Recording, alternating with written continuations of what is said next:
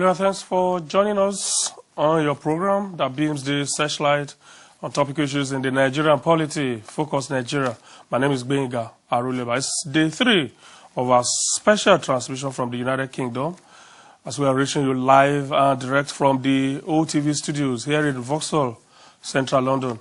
We are looking at a very topical issue today, brain drain, aptly described as the large-scale migration of a group of individuals with special technical skills or knowledge. Although the term brain drain was originally coined to describe the influx of Indian scientists to the United Kingdom at the point after the European War, the term has since assumed wider definitions, no longer limited to scientists or technology workers or Indians, but also now include the flight of any or all class of educated or professional people from one country, economic sector or field to another. Today, one phenomenon that is shaping the world economy is brain drain, a situation where there has been a large exodus of skilled professionals from one part of the hemisphere, usually the South, commonly referred to as developing nations, to the Northern Hemisphere or the developed nations. Nigeria is one of such countries today which has suffered the effect of brain drain, as Nigeria has over the years witnessed the exodus of skilled professionals in all fields of endeavor. A lot of factors are responsible for this flight of Nigerians on a large scale from their fatherland. In the past, such reasons include the oppressive military regimes at home and the suffocating political environment. But today, the reasons have grown to include bad or inept governments which are not able to deliver on good governance, which in turn leads to economic stagnation, weak socio-economic structures which have not allowed potentials to thrive, and a whole lot of other things. Now, for a country like Nigeria, which has had its fair share of this problem of brain drain, how do we reverse the trend? How do we change from brain drain to brain gain? This is essentially the focus of our discussions this afternoon as we tap the views of those who should know. Join us shortly, but as we normally do, let's touch base with Nigeria and take some evolving issues down there in Nigeria. The Federal Executive Council, Nigeria's highest decision-making body, meets today, and the Cabinet is expected to ratify the report of the White Paper Review Committee set up on the Steve Oronsaye Committee on how to restructure the Nigerian government. That White Paper Review Committee was headed by President Goodluck Jonathan. The Steve Oronsaye Committee was inaugurated by President Jonathan on August 18, 2011, with a mandate to work out how to rationalize and restructure the size of government to a manageable size, as suggested in 2010 by a Presidential Advisory Committee headed by General Theophilus Danjuma. Oronsaye's committee, which went to work immediately, submitted its report on April 16, 2012, and since then, over a year now, it has been more of rhetoric than action.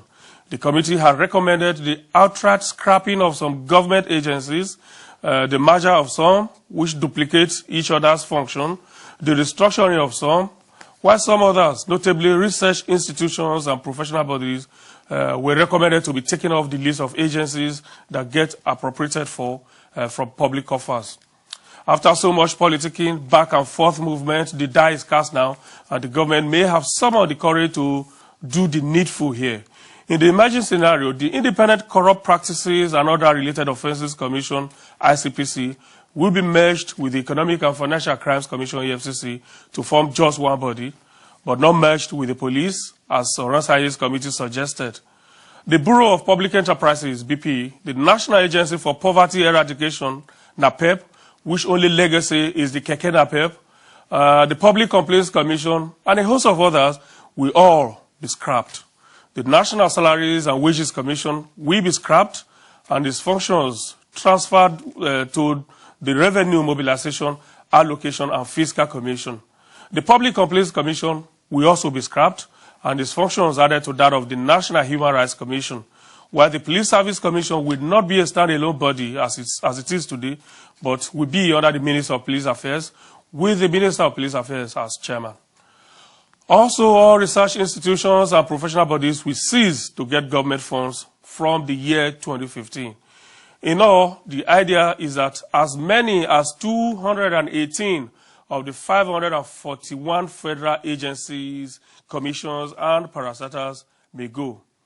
And as regards the personnel, well, the committee's recommendation is to use the streetlight approach. You want to know what that means? Well, let me explain a little bit. What that means is that any staff of any of the agencies to be scrapped or merged will be evaluated. And if you are evaluated and you show the green light, that means you are competent and still useful to government, and you will be redeployed appropriately. If you are shown the amber light, well, that means you can be retrained to be used elsewhere, while those who are shown the red light means you have to find the exit door. That means you have no utilitarian value at all to the government.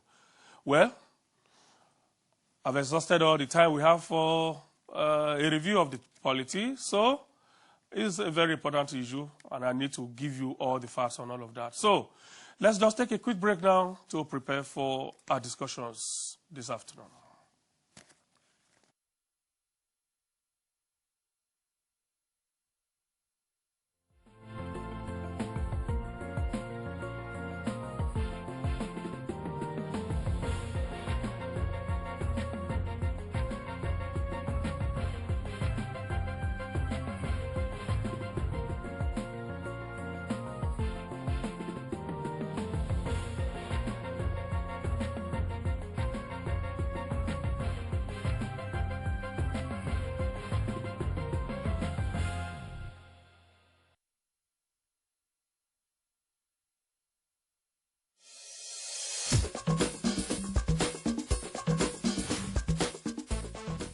The transmission time may have changed, but the program remains as incisive as ever. The country since 1999 has not been able to define an agreeable formula. All we've had is a fiat. Deep and thought-provoking. Because today in Nigeria, those who are outside government, like the young people, are better equipped, better educated, and ideologically correct than those who are in government. It's Focus Nigeria. Follow the discussion on Twitter and Facebook. Whichever you choose, you can air your views. On Focus Nigeria, 1 to 2 p.m. Nigerian time. Weekdays, only on AIT.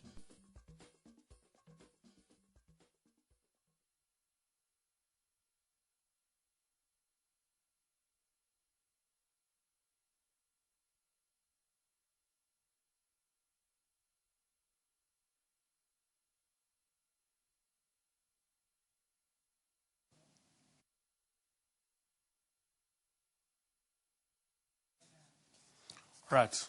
In case you're just joining us, in which case we've missed out on our 2 editions before now, well, here's just a quick recap for you before we start today's show.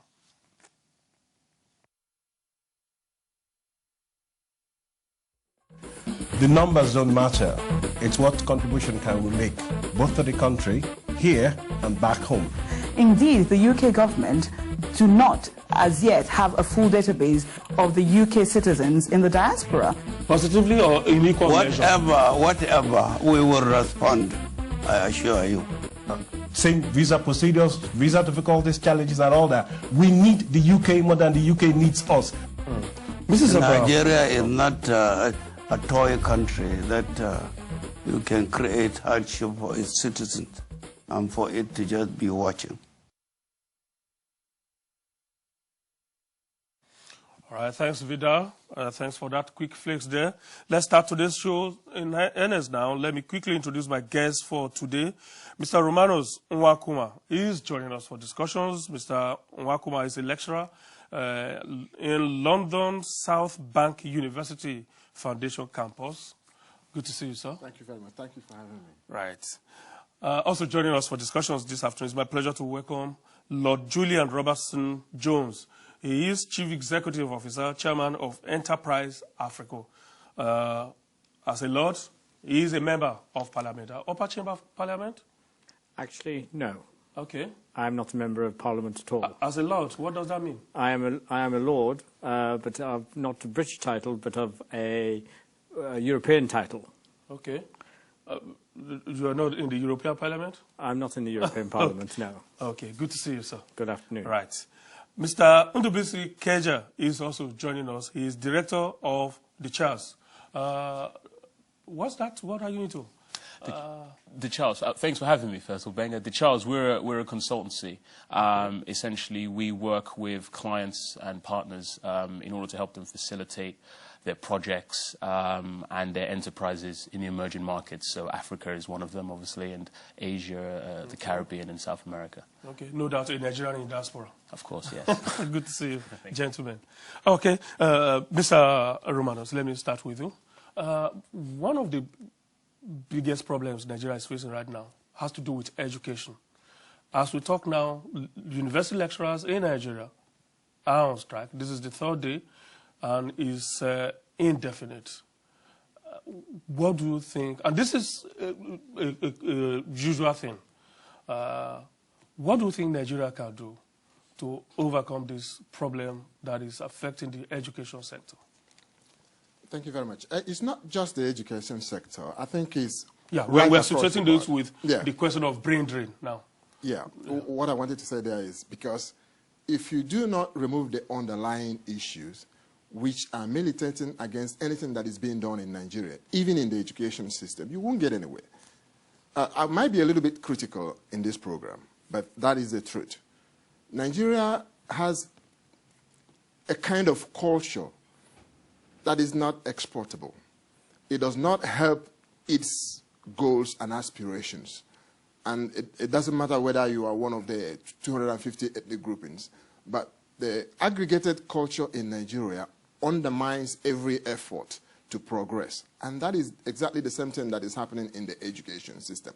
So the practitioners in education in Nigeria are only operating from this embedded culture, these cultural morphs that will not help them think, not help them manage affairs properly. It will not help them use internationally recognized standards in education, in economics, in politics, and in international relations. So unless we begin to attack these underlying issues, they may be superstitious, they may be religious, and they may be probably just paradigms and the cultures and routines that need to be removed from our polity and our everyday life.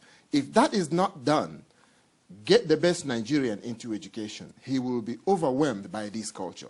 Get the best brain into politics, he will be overwhelmed by this culture. Get the best, most moral individual, a pastor, a bishop, a whatever, put him into education, he will only operate under the embedded culture that is undermining whatever that we are doing in Nigeria. Mr. Nwakuna, is it not a paradox that from this same system, when you manage to get out and you get to some other places, usually you become the best there?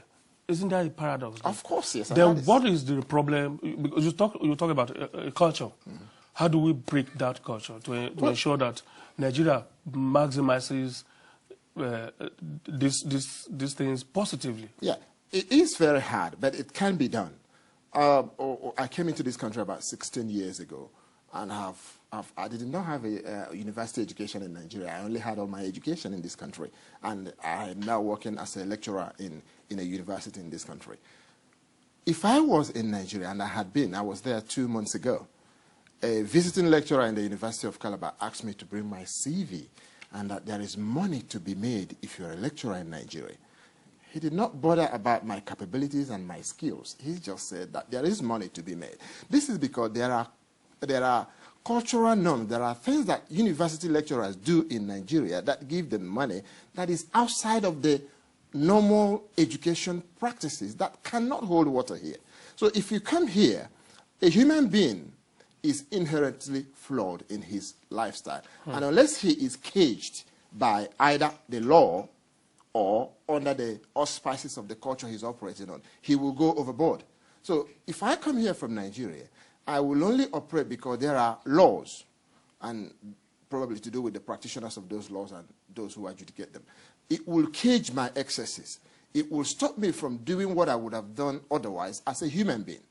But in Nigeria, it does not happen. people go wild. They run amok. They do whatever they want, wherever they want to do it. And there is no law. There is no person who will stop them. And if they try to stop them, there is an organ at the top, you know what I mean, who will stop them from doing what they ought to have done. So everyone gives up. Oh, if I can't help it, I would rather join it. And that is what is going on. Okay, we'll expand more on what we need to do, because here is about finding solutions to the problems once we identify them.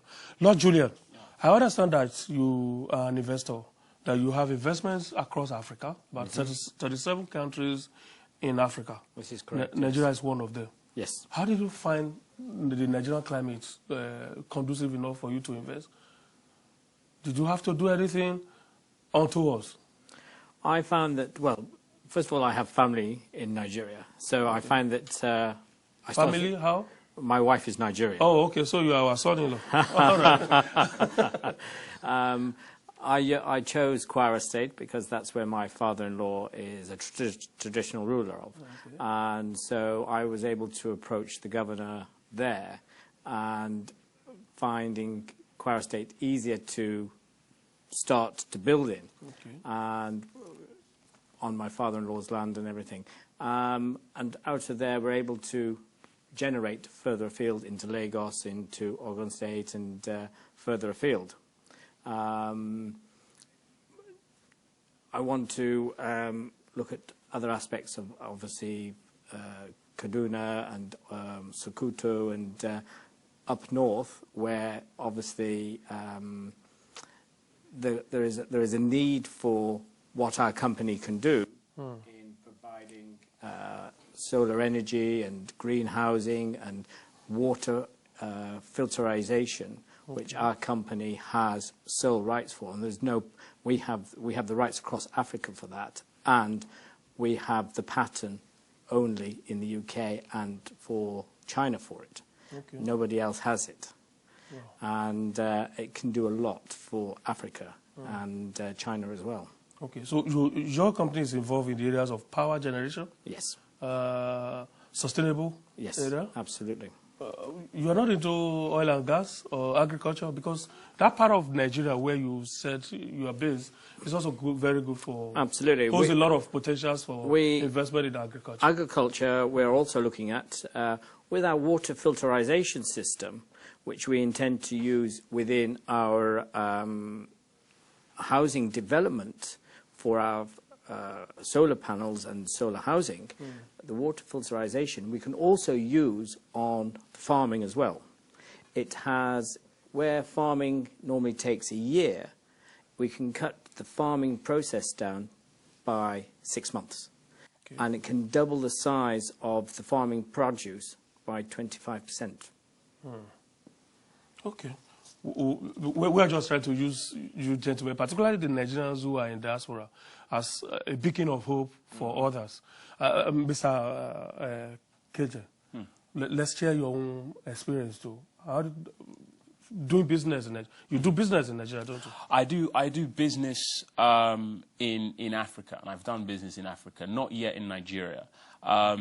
Essentially, as I said, as a consultancy, we're facilitating clients, we're facilitating partners. So one of the big things we're doing at the moment, should I say? Well, actually, I'll say a bit about our consultancy and about how the brain drain applies to us, actually. Exactly. Because me, obviously, well, I'm first generation Nigerian, so my father came over on back in the 70s on a scholarship and did economics. Ended up getting a PhD. He went to the LSE. Now, being here, and obviously he does some business in Nigeria himself as well. But what now me, after leaving, I graduated in engineering, electrical and electronic engineering. Whilst in university, I had done quite a few things in Africa. I'd one thing in particular is me and some colleagues or some other pupils founded an NGO in which we designed a solution. This was a rural electrification solution, what we called the solar kiosk, essentially a solar kiosk concept, which we implemented in Rwanda. actually, choosing the country Rwanda. Now, this wasn't a diaspora thing. This was, I think I was the only Nigerian, actually the only African there. We had a Belgian on board. The founder himself was a Pakistani. We had an American, etc. But, it was a unified effort in what was quite an international university. Now, this thing led to De Charles, the company that I founded. And within De Charles, what I essentially found is there are, as we all know, there's a massive potentials in Nigeria alone, and also in the whole of Africa. So, and one of the things that is there, but is sometimes overlooked, one of the resources that is sometimes overlooked under, is shrouded by oil and gas, by cocoa in Ghana, say, and even agricultural land. One of the things that is overlooked is actually the human resource. In our organization, we have several members of the diaspora. We have people who've gone to Imperial College, as myself. People have gone to Harvard. Nigerians have gone to Harvard. Nigerians have gone to Cambridge. Ghanaians as well have gone to Cambridge, and people have gone to Oxford. And essentially, I think, I essentially thought that there are skills and there are needs that are required by multinationals and by people trying to go into Africa. Yeah. And we essentially have you tried the Nigerian environment? We do not have a client at the moment who is going into but even Nigeria. at that, you have been a route there in Nigeria. Don't you think that Nigeria calls and you should obey? Nigeria calls, just as Africa calls, and yes, we are obeying. We are hearing the call. But I mean, at the moment, for example, if I talk about one particular client, one large client we're dealing with at the moment, it's a foundation that is trying to actually develop infrastructure across the whole of Africa, West Africa included. One of the founders of this, or the founders of this foundation, one of whom is a Ghanaian, the other is from Sierra Leone. We're essentially facilitating them and helping them with their awareness, and also with some of the fundraising for infrastructure projects. So, I mean, let's say De Charles we look at Africa as well as Nigeria holistically and on a macro level. Yeah. And we see the opportunities, and we try to help others and also ourselves conceive projects for those markets. Okay, let's come back to education. We need to reverse the trend here, which is that the trend where people like you give your all to other countries, where the country of residence, and then you give nothing back to Nigeria, because whether you like it or not, that is the route. Now, if you look at the level of capital flights from Nigeria in terms of education, I'm told that there are as many as 10,000 Nigerians who are in different schools in the UK alone. 17,620 last year's registration. 17,000 plus. Now, I take it that an average student will at least spend about £10,000 in a year in terms of tuition fees, the tuition fee alone is averaged 10,000. Tuition fee alone. Now, if you multiply that by the number of Nigerians that you have in school, and this money, whether you like it or not, come out of Nigeria, that's a huge sum of money that leaves Nigeria every year in terms of education, which means something is wrong with the education back home. Don't you think people like you have a responsibility to provide suggestions on how to reverse that trend, or how to plow back the gains along that line? Obviously. And that is what I have tried to do in the last 3 years. I was in Nigeria 2 months ago. And like I told you earlier on, I met this gentleman who teaches in Calabar. And what he was saying sounded abnormal to me, because that is not the way we are trained. Did you find out whether that is an institutional problem or just a localized problem? It is a localized problem. It is right across the board. Listen, I am Nigerian. I hear the news. I know what is going on.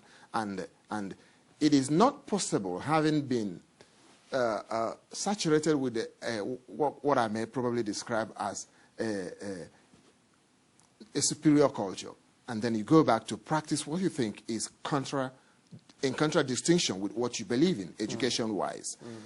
We can provide solutions, But the problem is that those who are managing their affairs at the moment would not want you to bring what may be a solution. The reason being, it does not pay them. If you bring in something that you think is a solution to the degrading education problem in Nigeria today, they will not. There is an Imo State, I come from Imo State anyway, ICAP is called, I think it was instituted by the present governor. And I called the rector there, or the principal, whatever they call him, that I wanted to know the programs that are being run there, and if there is any way you can be of help. We can be of help. Earlier on, they had emailed through one of my friends that they're looking for volunteers to come and work in ICAP, and you'll be given housing and everything, but you will not be paid. Well, we didn't get into negotiation, but the problem that I put through this call, and the principal did not get back to me. I had gone back home and I had seen the ICAP compound striving, but not much has been done as infrastructure in there. But what I'm saying is that there's no hunger for those who are managing our institutions to change it. Now, if you take it back to what I said before, it is because of a culture that is ruling over us there in Nigeria. We are people who want whatever we invest in, and I was talking about this earlier on with Ndubisi. We want a geometric progression in everything we invest in. We do not have patience to grow a business. We do not have patience to see something work according to normal economic standards. We want them to be invested today and then have it paid today. And that is why you see people, whether they are in education or they are in other walks of life, they want to start that aspect of their livelihood today and then become a millionaire the next day. So as long as you have sitting government officials opening up universities, there is conflict of interest. They will never allow the normal public education system to work because they have vested interest. They want their own businesses to strive more than the public education system. So that's a problem. That is a problem. Okay. You will have to stop public officers from owning universities, from owning any level of education in Nigeria, and give education back to professionals and let the professionals initiate and run them, even if it has to be private. There is no problem in that. But when you have those who contribute the gross percentage of the capital needed in education also running this education system, you will not get anywhere because they have the call. Okay. Ndubisi, you had wanted to make an intervention. Yeah, no, I wanted to make a point because, I mean, you said essentially there are 17,000, over 17,000 Nigerians who come to the UK each year to study, and there's and the average fee is about 10,000. So we're spending essentially $170 million of Nigerian money and on education each year, and probably growing. I think it's probably a good investment based on what is being said, because if the internal institutions or the indigenous institutions in Nigeria, I didn't go to university in Nigeria. I know several of my cousins, my family, etc. have, but if the institutions are generate or the inherent culture is leading, if you say, so leading people to a certain route. The great thing is there are several Nigerians outside of Nigeria, maybe in UK, being trained in a different way of doing things. And I think there are two things that are coming together right now. We have a realization and an awareness of the economic potential of Nigeria. We have a market that is getting more and more liberalized as we go along, and we actually have a lot of young people at the moment who are saying, you know what? I mean, for example, a girl I graduated with, she went to go and work with an agricultural company just so she can learn. She came from Nigeria just to go to university, just so she can learn how they do supply chain. They've been in supply chain for decades. She now wants to take that knowledge she's gained back to Nigeria to help agricultural firms. Okay. So I think Lord Julian, we continue along this line. I actually, like I said, we like to use you people as an attraction to so many others out there who probably don't know what to do or feel reluctant about what to do. Let's take a quick break. We'll be right back.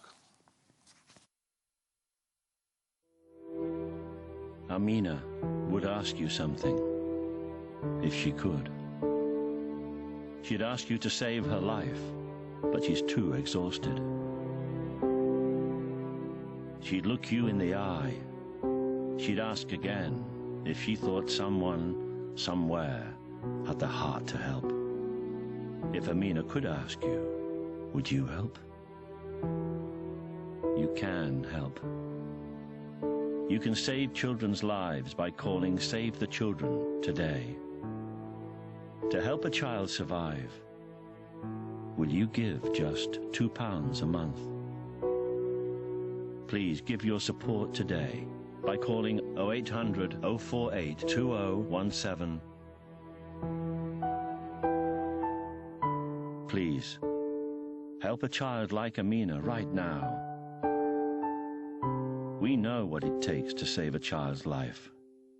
The solutions are simple, but we need your help. £2 can buy the food to keep a child alive. Amina can't ask you, but we can. Please, will you stop children dying? Call 0800 048 2017 and give £2 a month. Thank you.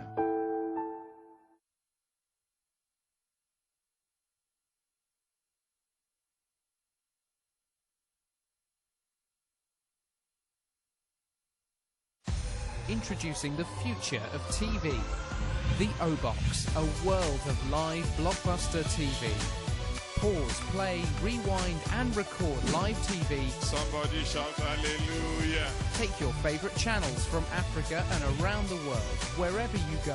Africa, rise. Channels include OTV, BBC iPlayer, Ben, Fox, AIT, Al Jazeera, Nollywood Movies TV and hundreds more are available for free. Are you ready for the journey now? The O-Box. Plug, play, love. Also available on your smartphone or tablet. Right, the program is still Focus Nigeria. We're still reaching you live and direct from the studios of OTV here in Vauxhall in central London. And of course, let me quickly, as you know, this program is highly interactive. We've been getting some tweets and messages on our Facebook as well. Let me read some of the messages we have here. Jessica says, Mr. Aruleba, before you start soliciting for foreign investors to come and invest in Nigeria, how many Nigerian politicians have invested their stolen billions of dollars and pound sterling in Nigeria to build hospitals, repair our roads, mechanized farming, drinkable water, etc.? Well, this is part of the appeal to them as well, even if you still invest the money back home. Comrade Onagise Nosahare says, Nigeria must be great. God bless Nigeria. 28 minutes, okay, all right. Olufemi Adelaya, his views, influence on Nigeria, local content policy. Iya Chuku, GC Achuku says, come back to Nigeria and do what? We are there every day. People there are still running out. Well, the idea is that you shouldn't run out. Let's be passionate about Nigeria. Let's believe that we can do it. As above, nothing wrong with our constitution. Okay, this is about yesterday's discussions. Yes, Lord Julian, I need to come back to you now. What does an investor, for example, need to do in Nigeria? How favorable is the investment climate for Nigeria? Did you encounter problems? That's what is called the risk of doing business in Nigeria. How much of these risks did you encounter, and how did you overcome them? I think Africa is changing as a whole. Okay. And Nigeria is changing. I think that the days of corruption, where government ministers used to take a brown envelope under the table, all that's starting to change, because nowadays the government doesn't have the money to be able to invest into programs that British companies or other companies come along and say, we have this, can you invest into it? They have a system now called a PPP system, where they have private... public partnership. Yes, absolutely. And basically, if you're able to come into the country and say, yes, we have this product or concept, and you are able to bring some money behind you and have investors within the country, private individuals, or a bank that's able to facilitate things like that, then you're able to do it. The government will provide you with land, or things like that, and you're able to get the project done. It has to be done within the timescale for the presidency. If the president's in power for 4 years, you have to make sure that you actually can finish that project within the 4-year period. Because once the president leaves, then obviously the next party or the next president that comes along doesn't want to know, because they're not going to continue something that the old party did. Is that a problem? It can be, because if you start a project and it doesn't get to it doesn't get finished, and you know you're spending millions of pounds, and it's millions of pounds that's money that's being wasted by the Nigerian people. It's people's money that's being wasted, and there's lots of projects in Nigeria. I.e., for instance, you've got oil refineries, 4 oil refineries in Nigeria that don't work, and you've got to import oil into the country. Why? It seems pointless to me. An oil-rich nation that has to still import oil into the country. Why can't you get these oil refineries to work? Now, I was talking to a minister on Monday who says now that if we can find a company that's willing to build an oil refinery and manage that oil refinery, the government will allow allocations, oil allocations to that refinery. Crude oil allocation? Yes. Now, I have a company that can do that. Okay. Are you thinking positively about that suggestion from the minister? Yes. That minister is a Nigerian minister? Yes. Okay. Now, I don't want to get into oil, because oil is it's not part of what I want to do, but I know of a company that can do that. Okay. You know, but it's something that to build an oil refinery will take about 2 years, and I have companies that can do that, and I will put them in touch with the minister, and they can start the negotiations. All right, Ndubisi, I don't know how much of the transformation going on back home in Nigeria you are aware of.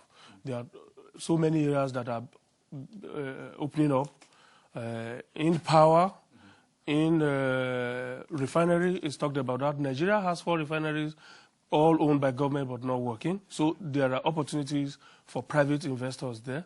The agriculture sector, huge potentials, can actually be used to address the question of unemployment in Nigeria.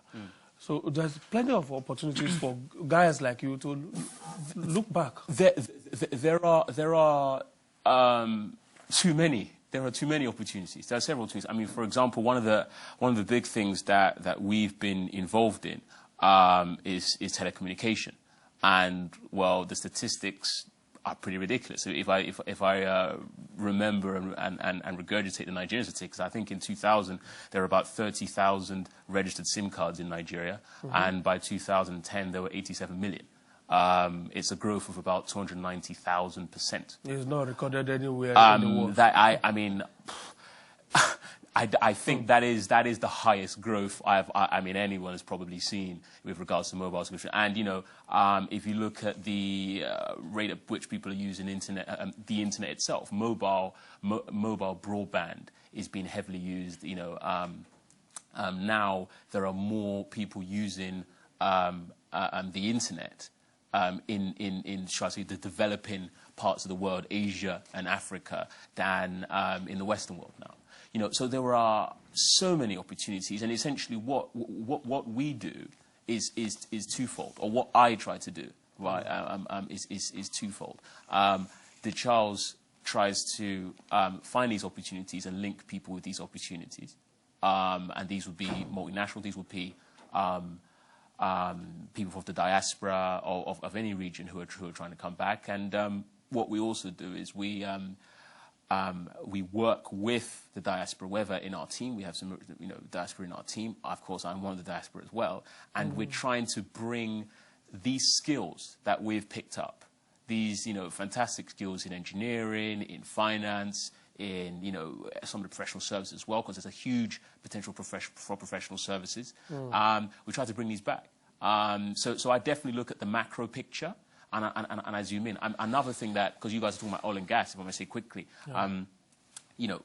Africa, if I may, abstract out for a second, Africa grew at 5% a year between 2000 and 2010. A lot of people may think that that growth was down to oil and gas, especially when you look at in the 90s, the top three oil producers, that's Algeria, Angola, Nigeria, they made about 330 billion in the decade of the 90s. However, between 2000 and 2007 alone, they made $1 trillion. Okay, but actually, oil and gas only contributed 24% to Africa's overall growth. Yeah. The consumer-facing industries, these are services like hotels, these are finance, this is, even things that fast-moving consumer goods, things that people consume. That actually attributes to 45%. Okay. And in 2008, that's what the African consumer, in 2008, yeah. the African consumer... Your special area of interest, you talked about rural electrification. Yeah. Do you know the huge investment potentials that are in that in Nigeria? I mean, basically, I look into it, and when I see some staggering numbers, I find out, I always learn something new in it. There are huge, sun is what Africa does. Sun is what Africa has. And there's huge potential in that. But the important thing is, because of perceptions, and this is the only negative part that we that we work within as well, because of perceptions. Yeah. What are those perceptions? So, for example, there was a case study. There was a survey done by Ernst & Young, who are a consultancy that's active. They've got an office in South Africa. But a very large consultancy, and essentially, they in their survey of their clients, they spoke to their survey about investing in Africa in general. They found their clients who had not invested in Africa yet were reluctant to do so because of citing things like corruption, bureaucracy, etc. The usual things that people, instability, people attribute to Africa. However, their clients that had already invested in Africa considered it the second biggest investment after Asia. And, part of what we do as well as engaging the diaspora, it's about trying to change the perceptions of Africa, because Africa has a lot of money, yes, but it's also going to need to build an empire, you also need foreign money. How about you being the salesman for Nigeria? Well, to address this perception. Well, this is what I do. If somebody like Lord Julian, who is not a Nigerian, can't find the Nigerian environment conducive enough to invest, I think there's much more huge responsibility on somebody like you to also be a sales agent. Yeah. Quickly, because we need to take a... Yeah. It's not just about the interest to invest. We all want to go to Nigeria and invest, whether in human capital or in ordinary. So we are looking at the problems that we need to address. Yes. Okay. So why is it possible for a Lord Julian to be able to come and build refineries in Nigeria, and Ifeanyi Uba cannot do that in Nigeria? He has the capital.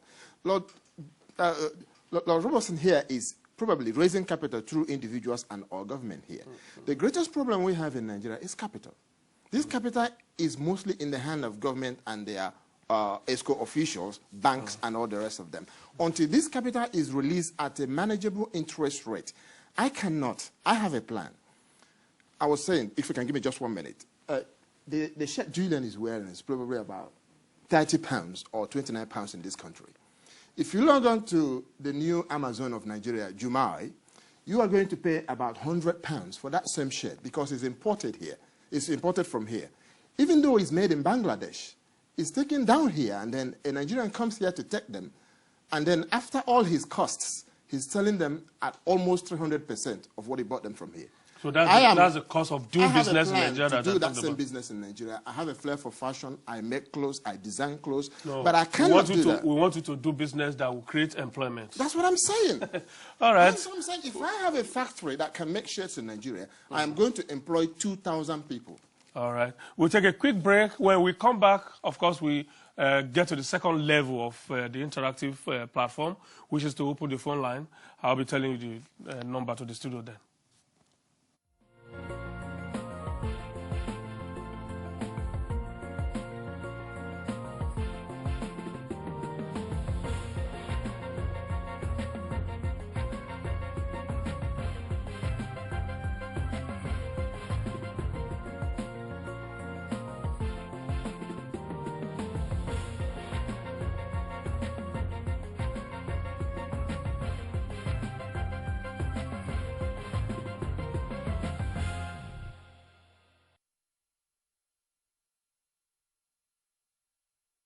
All right.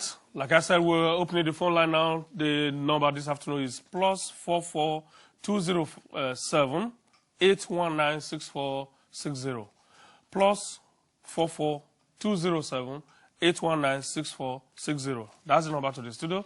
We'll be able to take your calls, but okay, we have some messages. Let me see how many of them I can take.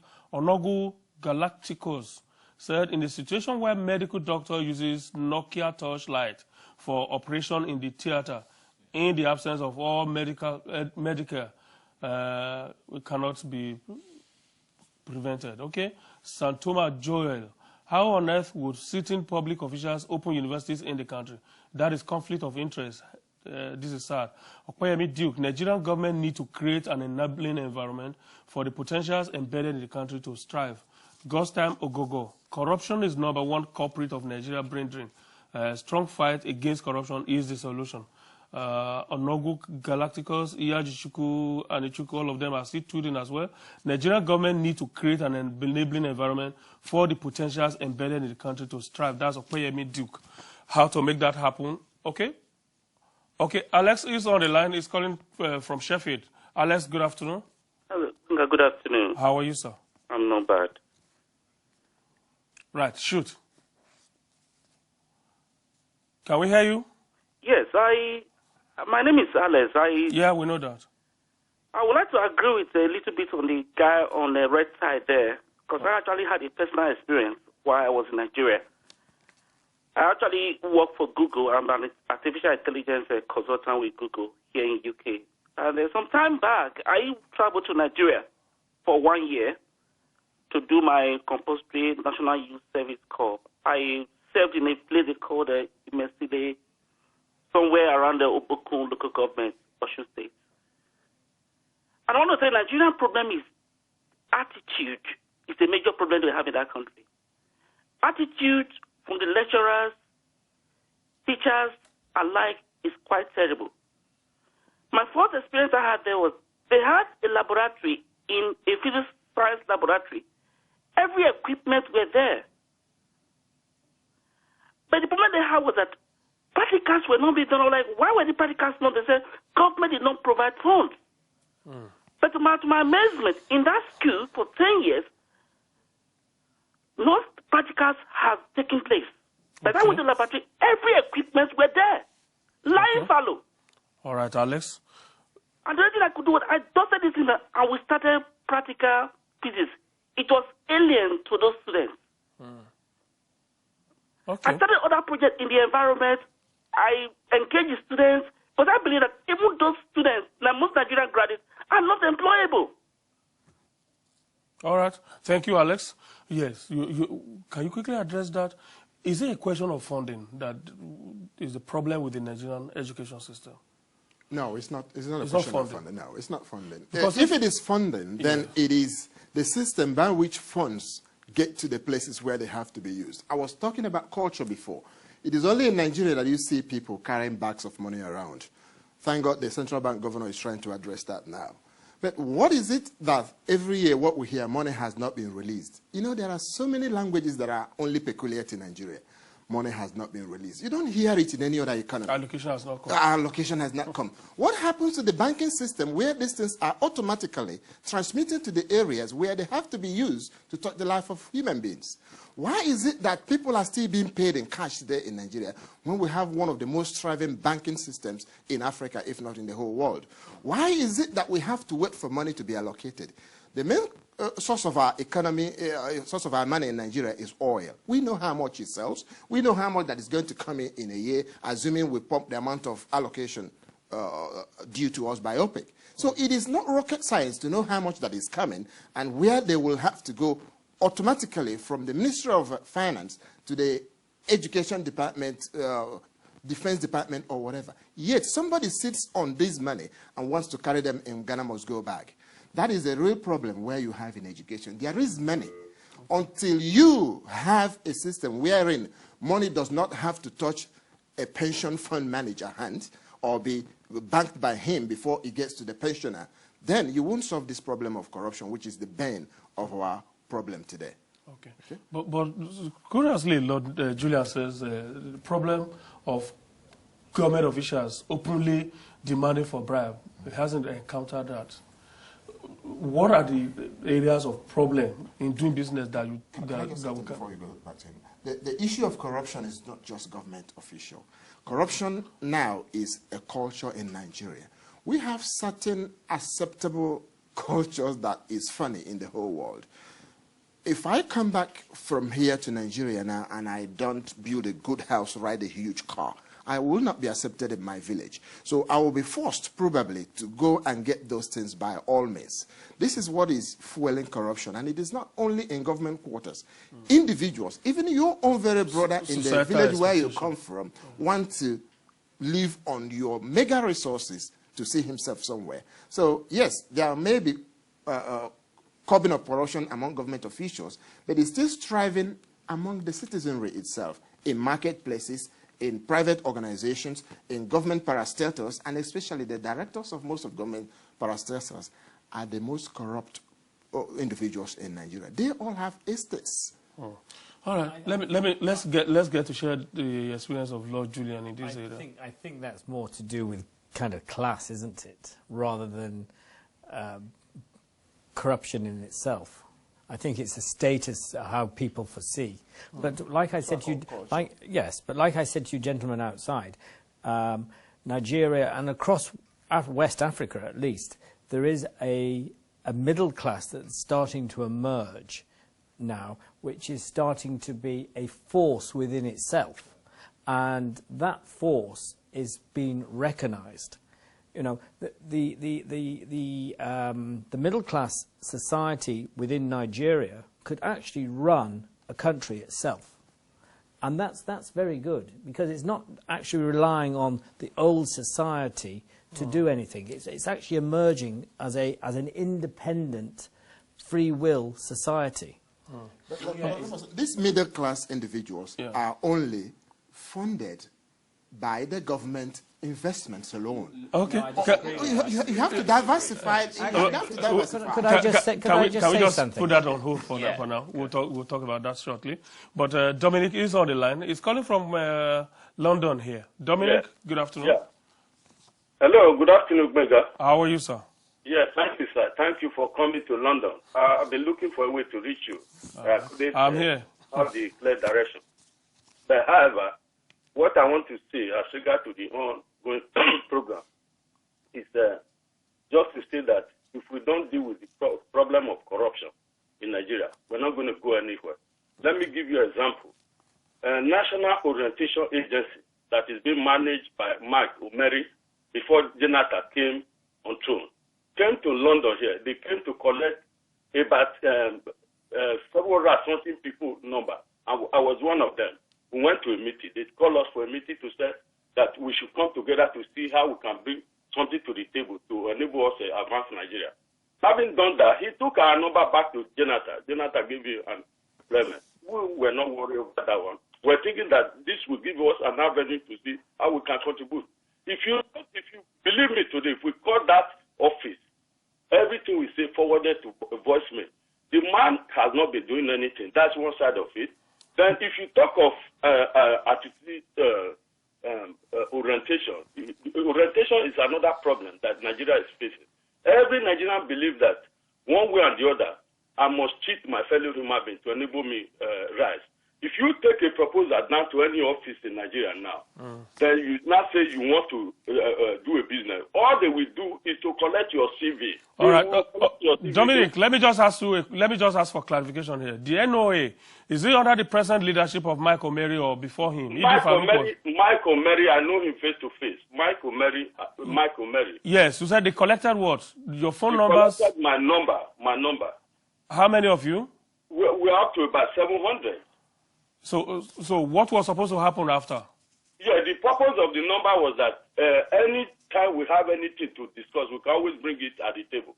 But as I'm talking to you now, like the issue of trying to move Nigeria forward, if we have a problem now that we now say, okay, this is our proposal, this is what we said to enable us help Nigeria. You can't get through. Okay. You can't get through to him because that is one factor we're having.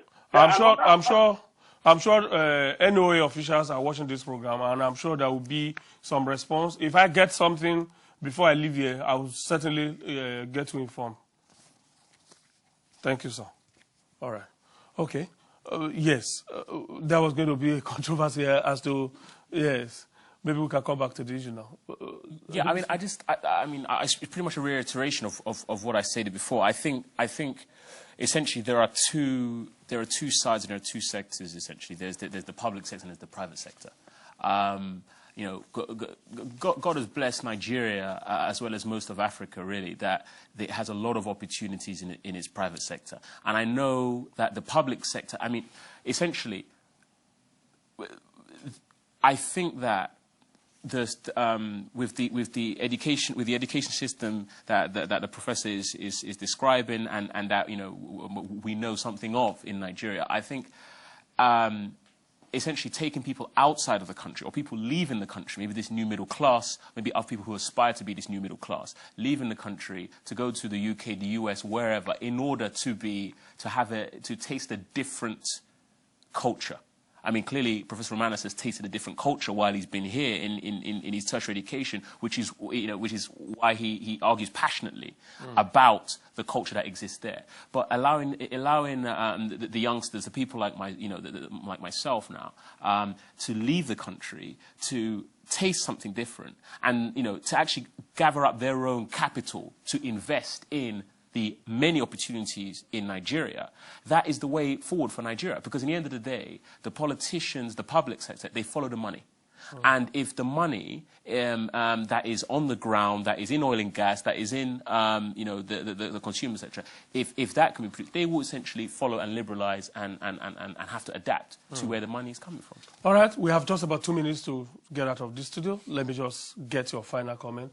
How hopeful are you that Nigeria is on the right track, and we just have to get it right very soon? Okay, two things. Yes. We will always be hopeful. I love what Nyesom Wike is doing in education. That's great. But you see, he has to get to the level where those who are being churned out of our universities or even our secondary school can stand on their own and be employable. The education system as it stands now does not make any person leaving school or university employable. That is one. If they need help, we are here always to design a program, and I have so many of them in my wallet, to give them to advance the education program. Again, let them fix the power as they are doing now. I hope to go back in 2 years to set up my own factory. Lord Julian, you mentioned the issue of power. Yes. What I'm doing with my company within Nigeria and across Africa, what I'm looking for are expats in this country to come back. I'm looking for doctors, I'm looking for agriculturists, I'm looking for financiers, teachers, I'm looking for engineers, people to come and work alongside me, because I want to employ those people to help build what I need to build in Nigeria. 10 seconds. With regards to hope, I think I am extremely hopeful. Half of all Africans are 19 years or younger. I think the change is going to come from the young. We need to be empowered, we need some liquidity, and we need to see the other side of what government culture can be. Thank you, gentlemen. I'm so immensely grateful to all of you. I've had with me in the studio Mr. Romanus Nwakuna. He's a lecturer here in London South Bank University Foundation Campus. Thank you so much. I appreciate your time. Lord Julian, thank you so much. I appreciate your time too. And of course, Ndubisi, thank you so much. I appreciate your time. All right, we're also very grateful to you for investing your time with us. We'll see you tomorrow, God willing. Introducing the future of TV. The O-Box, a world of live blockbuster TV.